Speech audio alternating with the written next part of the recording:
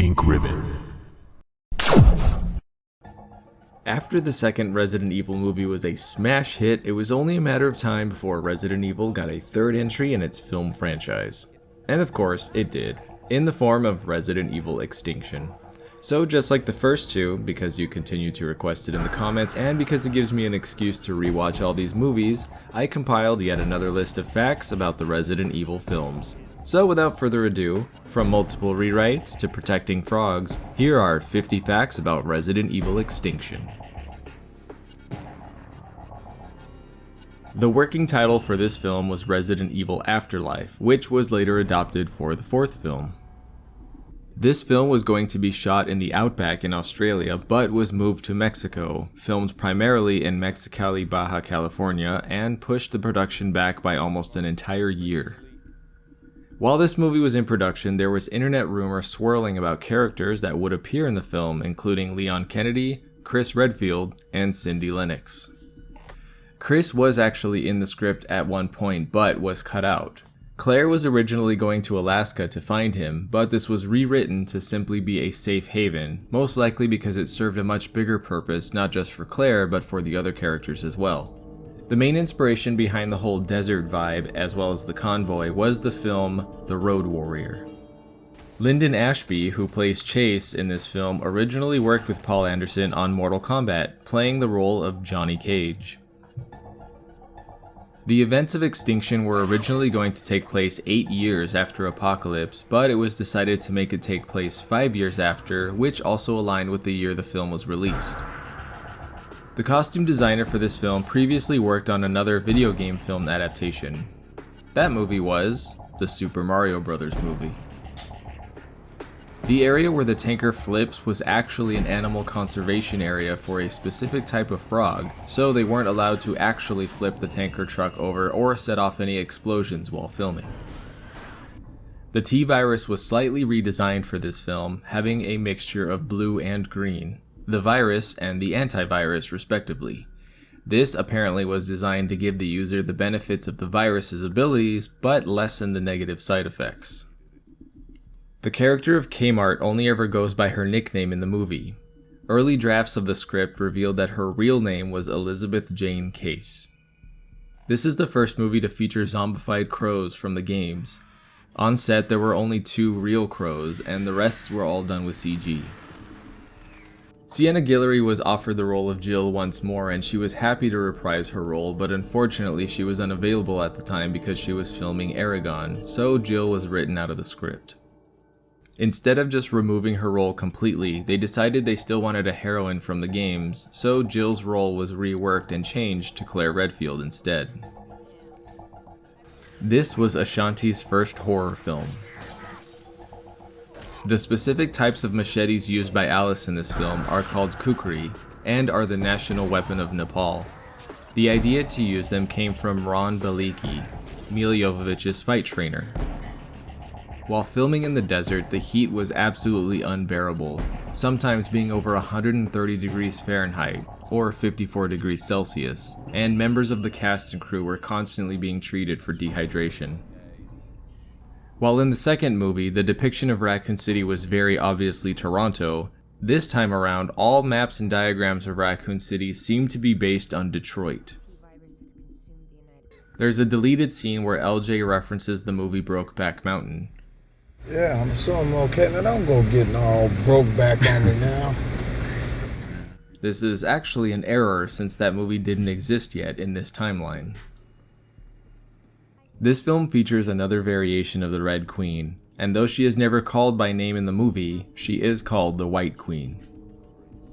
The White Queen was originally going to be in the first film, but was cut and didn't reappear until the third entry. Originally, she would have controlled not just the Hive, but also the headquarters for Umbrella.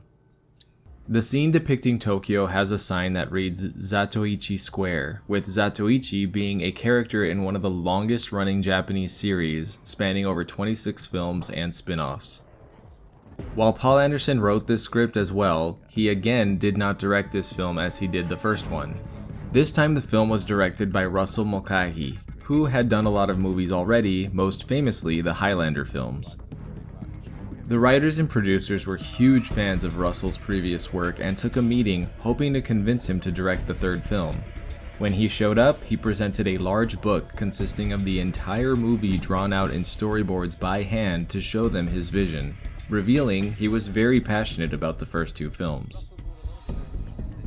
One of the only things he demanded and had to fight for was shooting a horror movie in broad daylight. This made everyone nervous that it wouldn't be scary, but he was insistent that it would make the movie stand out and be original. Alice's costume for the film was designed by her clothing line, Jovovich Hawk, who also did the designs for her previous film, Ultraviolet. This film had a lot of script changes, as well as things that were in the script but were omitted from the movie. One of the more dark things left out is the death of Angela from the second film. It's explained in the novelization that Angela was actually killed by Alice while Umbrella was controlling her, with Alice shooting her in the head. Another version of the script had a lot more monsters from the game, such as hunters and chimeras, and featured a scene with a tyrant. Not the mutated doctor, but an actual tyrant like the games, destroying her pod and forcefully impregnating the Alice clone, who would lead into the fourth film where Alice would have to kill the monster that she births. There was yet another draft of the script that featured Alice clones in various cocoons in an underground lab and would have turned Alice into a half-human, half-monster, but she requested this to be changed due to the amount of nudity and just generally not liking the idea. Also in another script was Umbrella undergoing trials as executives were being charged with genocide for what happened to Raccoon City, but the trial is cut short when zombies break into the courtroom and kill everyone. The zombies in this movie are a lot more decayed, especially given the desert setting, and the main direction given for makeup was the look of beef jerky. This film features what are called super undead, and they are faster and stronger than normal zombies, as well as being a bit more intelligent. The main inspiration wasn't Crimson Heads, but actually the enemies you face in Resident Evil 4. The shot with the pile of dead Alice clones was not CG. It was actually done on a controlled rig with Mila having to lay in every position you see, shot over and over, and then digitally combined into one shot. Paul Anderson was always on set to step in and change things to make sure they fit to the games, including everything from camera angles to enemy movements.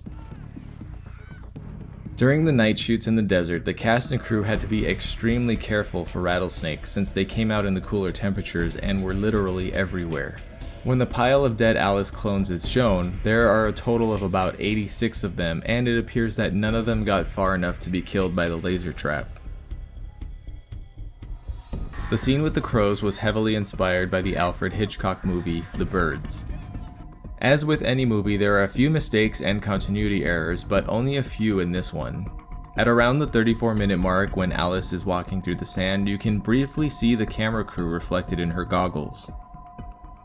When the characters arrive in Vegas, they park at the Paris Casino's Eiffel Tower and are right next to the Venetian Casino. In reality, the Venetian is actually about a mile down the strip from the Paris Casino.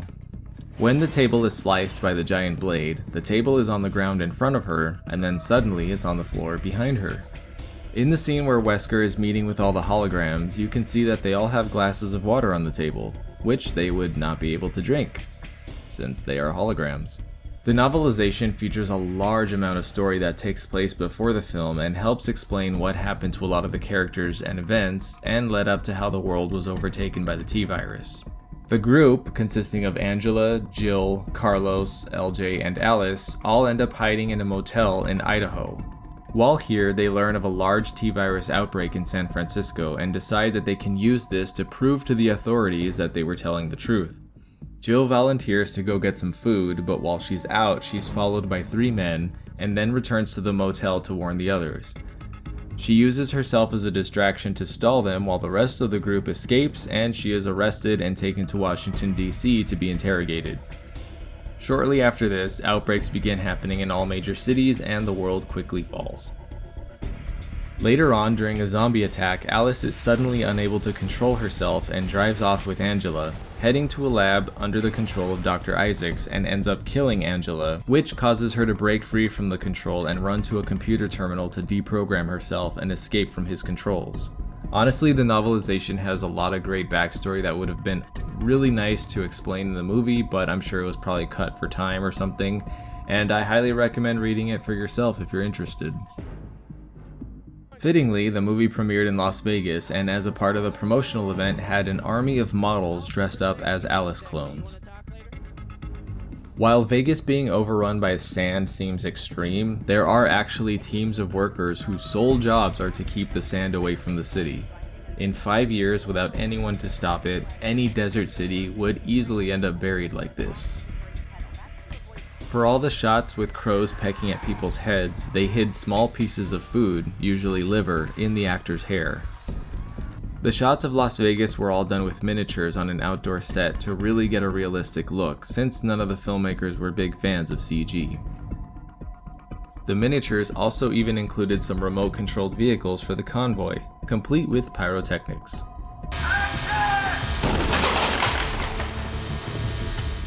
Alice's telekinesis and other psychic abilities were actually inspired by Alexia Ashford in Code Veronica.